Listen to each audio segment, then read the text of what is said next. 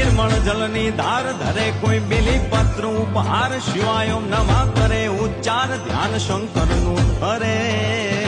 ધર્મ અર્થ ને કામ મોક્ષ સંચારુ ફળ ને શામ સદા શિવ આમ ધામ ને ઠામ સમર્પે સેવક દ્વારે હર હર હર મહાદેવ ભોલિયા હર હર હર મહાદેવ હર હર હર મહાદેવ ભોલિયા હર હર હર મહાદેવ શિવ સમા